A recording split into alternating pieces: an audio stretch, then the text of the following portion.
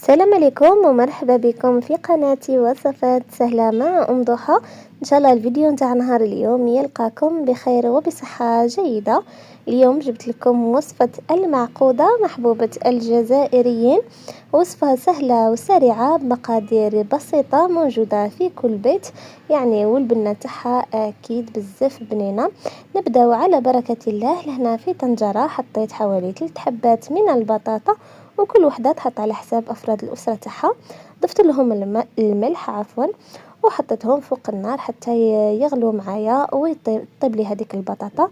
لهنا بعد ما طابت لي صفيتها في كسكاس، ومن بعد حطيتها في صحن وحاولت كيفاش نمرسها بهذه الطريقه.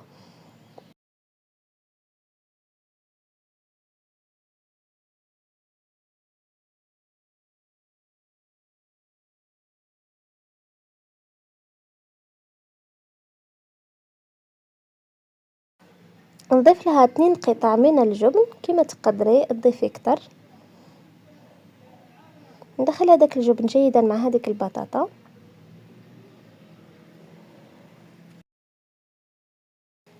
ثم نضيف التوابل اللي هي الفلفل الأسود، الملح، الكمون، الزنجبيل، الكركم، وكذلك الفلفل الأحمر.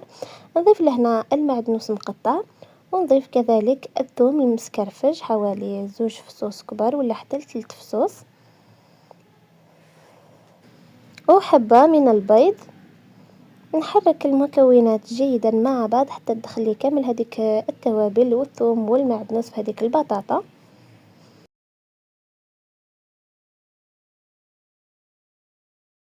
ونتحصل على هذا القوام، ومن بعد نضيف لها 2 ملاعق كبار من لاشابلور واللي هي الخبز اليابس والمرحي، هكذا باش نضمن يعني باش ما تفتحليش في المقلاة بعد ما نقليها.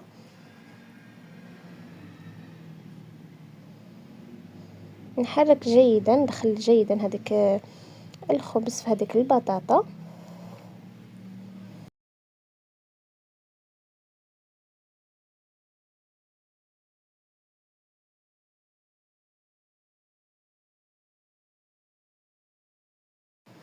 وهنا بعد ما كملت نغطيها يعني بورق سيلوفان ولا بكيس بلاستيكي، ونحطها في الثلاجة على الأقل نصف ساعة.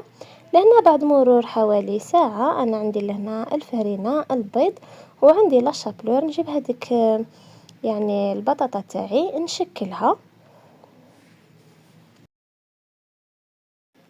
لهنا بعد ما كورتها نحط لها داك المرسو تاع الجبن في الوسط. انا لهنا حطيت نوعين من الجبن،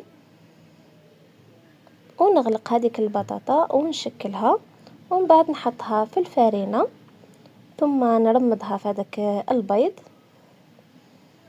ثم نرمضها في لاشابلور. وهيليك المعقودة تاعي كامل الكمية بنفس الطريقة. وهيليك بعد ما كملتها عندي لهنا الزيت كان سبق لي وحطيته فوق النار يسخن جيدا. بعد ما يسخن لي هذاك الزيت نبقى نحط في حبيبات المعقودة تاعي، نقلي هذيك المعقودة ونحمرها من الجهتين.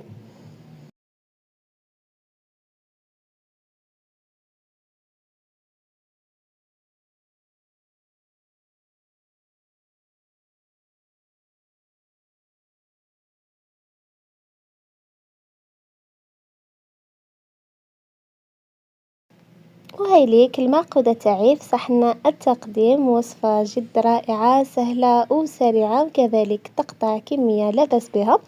نقسم لهنا معكم حبيبة هكذا باش تشوفوا القوام تاعها عن قرب كيفاش جانا. صدقوني وصفة تجي بزاف بنينة مفرمجة وتجي يعني رائعة، خاصة في شهر رمضان المبارك مع الحريرة ولا الشوربة. هذا كان الفيديو نتاعنا نتاع نهار اليوم، نتمنى يكون الاعجابكم.